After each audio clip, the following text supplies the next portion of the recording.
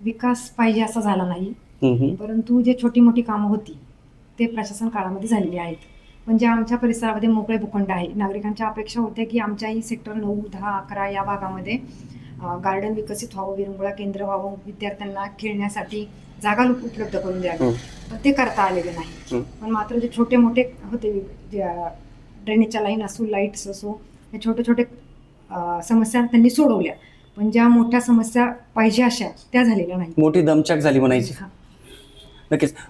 आता योगेश भाऊ राजकारणात सक्रिय होते, मात्र तुम्ही राजकारणात सक्रिय झाल्या गेल्या वेळेस पहिलीच तुम्ही निवडणूक लढली, तर तुमची काय अशी राजकीय पार्श्वभूमी? माझे चुलते माजी नगरसेवक सुरेश तात्या म्हेत्रे आणि ज्येष्ठ नगरसेवक सासरे वसंतनाना लोंढे हे दोघेही नगरसेवक होते.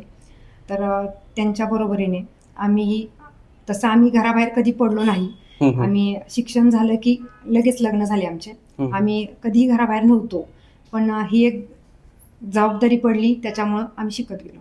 पण असं वाटलं होतं का की आपल्याला लग्न झाल्यानंतर एकदा राजकारणात जावं लागेल, त्यानंतर सभागृहात जावं लागेल? नाही, असं कधीही वाटलं नाही. पण ते एक जबाबदारी पडल्यानंतर ते आपोआप शिकत गेले. योगेशजींची साथ कशी भेटली?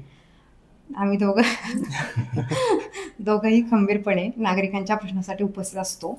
आणि नागरिकांनाही आता असंच झालेलं आहे की मी जरी एकटी गेले तरी योगेश आले नाही असं म्हणतात, आणि ते जरी गेले तरी मी आले नाही असं म्हणतात. त्याच्यामुळे नागरिकांनाही असंच हे झालेलं आहे की हे दोघं आले कसे नाही, हा प्रश्न उपस्थित होतो. बरोबर. आता प्रचार सुरू झालेला आहे. रोज किती चालणं होतं? किती किलोमीटर चालतात? योगेशजी किती किलोमीटर चालतात आईसोबत? फ्लॅट चढतो आम्ही हे विचारा आम्हाला. किती फिरणं होतं? 1300 ते 1400 फ्लॅट्स मध्ये आम्ही जातो रोज. काय विचारतात बरं लोक तुम्हाला?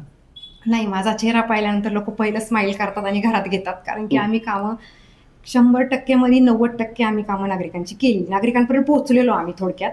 त्यांच्या सुखदुःखामध्ये, त्यांचा छोटा छोटा वाढदिवस असो किंवा कुठलाही घरगुती कार्यक्रम असो किंवा समस्या असो, प्रत्येक ह्याला आम्ही धावून गेलेलो आहे. त्याच्यामुळे आमचा परिचय चांगला आहे. नागरिकांपर्यंत आम्ही 9 वर्षामध्ये पोहोचलेलो आहे. आमचा 5 वर्षाचा नगरसेवकाचा कालावधी आणि पुढचे 4 वर्ष प्रशासकीय राजवट. आम्ही 9 वर्ष नागरिकांच्या सातत्य सानिध्यामध्ये आहे. त्याच्यामुळं मला सांगावं लागत नाही की मी उभी आहे इलेक्शनला. मी ते सांगत काहीच नाही. गेल्यावर पहिले लोक स्माइल करतात आणि घरामध्ये घेतात. त्याच्यामुळं मला वाटत नाही की मला जास्त कष्ट घेण्याची गरज आहे.